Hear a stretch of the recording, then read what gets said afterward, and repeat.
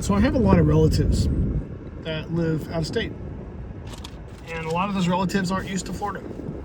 So I thought I would do a quick video, I don't know, giving 5 tips on what you realistically need to look out for in Florida versus what other people think. We tend to be considered the Australia of the United States.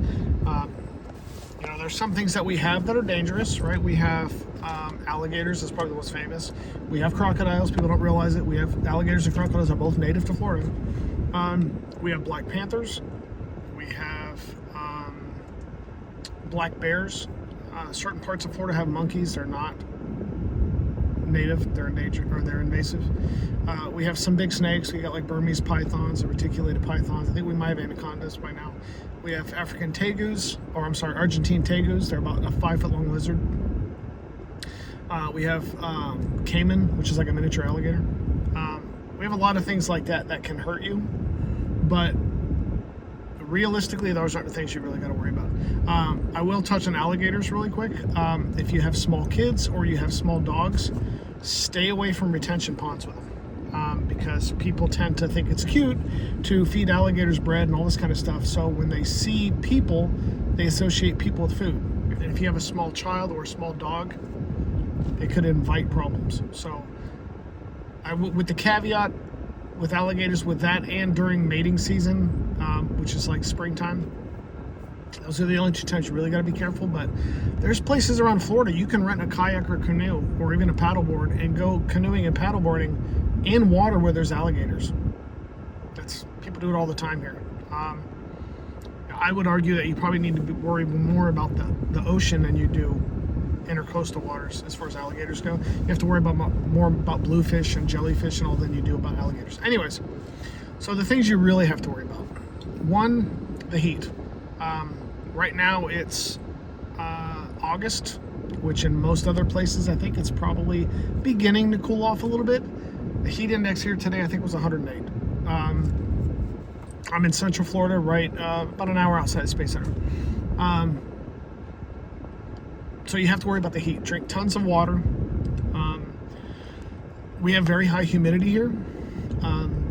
Because of that, when you sweat, your shirt tends to get soaked, like damp. So 2 tips for that. 1 is bring an extra shirt. Bring a couple of extra shirts. If you're going to go to the theme park, bring some extra shirts. 2, as dorky as you might feel like you look, bring like a hand towel.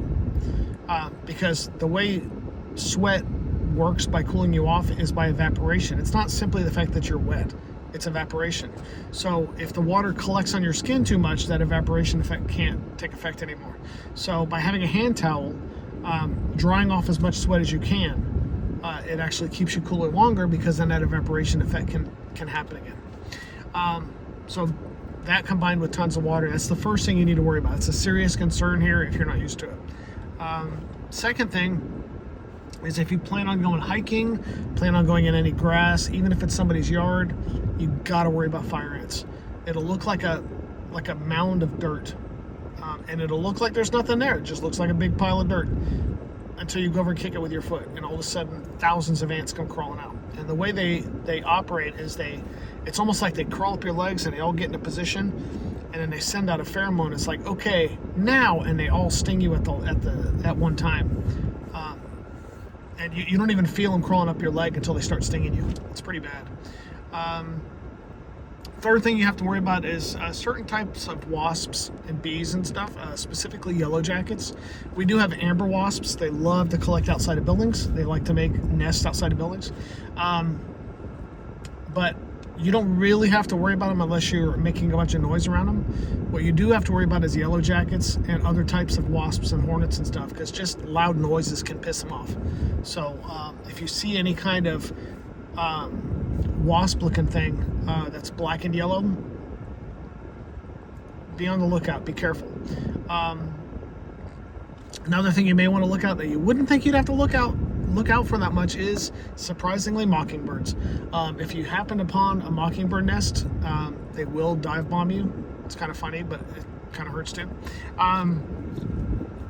If you go to the ocean, You do have to, I mentioned it earlier, you do have to worry about jellyfish. It's a real concern, especially the Portuguese man-o-war. Just look it up online and see if there's been Portuguese man-o-war spot in your area.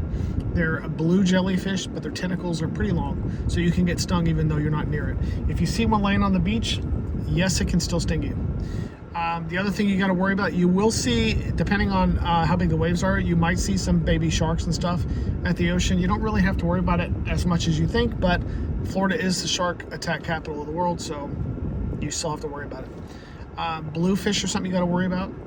All in all, if you go to a populated beach, you should be fine. If you go to a beach where the only people that usually go there are fishermen, you may want to be a little bit careful.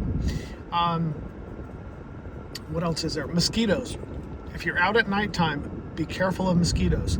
Mosquitoes carry all kinds of diseases, and the mosquitoes down here are no joke.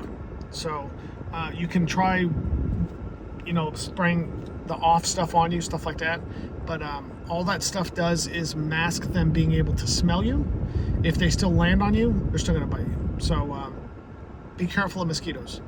The last thing I'll talk about that you really need to be concerned about, surprisingly, is the weather. In Florida, we have rainstorms pop up very quickly, and they're very small. If you look on a radar, they're really tiny, but they're very intense.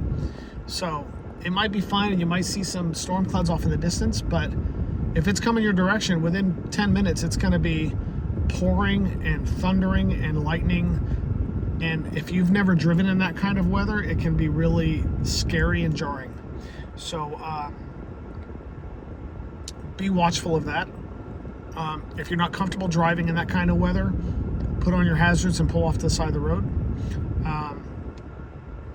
You're allowed to drive with your hazard lights on. It's not ideal because somebody around you could assume that you're on the side of the road, especially if they're having trouble seeing, and they might swerve thinking that they're wandering off the road. So if you're going to have your hazard lights on, just pull over. It's safer for everybody. Wait till you're underneath the freeway overpass and pull over, put your hazard lights on. The lightning, you still have to be careful of it, but it's not as dangerous as people think. Just don't be the tallest thing around. Don't be out in a field. Don't be out at the beach. That kind of stuff. What they tell us when you're in school here is if your hair starts standing on end or you start feeling tingling, you need to hit the ground, because that means that you're starting to get like a static buildup, and lightning could strike around you. So I think that's about it. Those are just some tips as a Floridian that I would watch out for if you come down here. The biggest threat, 100%, is the heat. Biggest threat. Even in the wintertime, depending on where you're from in the world or the United States, that heat can be no joke. I've seen people get heat strokes. I've seen people get heat exhaustion. The worst thing that can happen is you stop sweating. If you're going to come down here in the summertime or even in the wintertime and you go to a theme park, you're going to sweat. You know what I mean? Even if it's 60, 70 something degrees here, if you're not used to it, you're going to sweat. So bring an extra shirt, bring a couple extra shirts, bring a hand towel if you need to, and drink tons of water. So I think that's about it.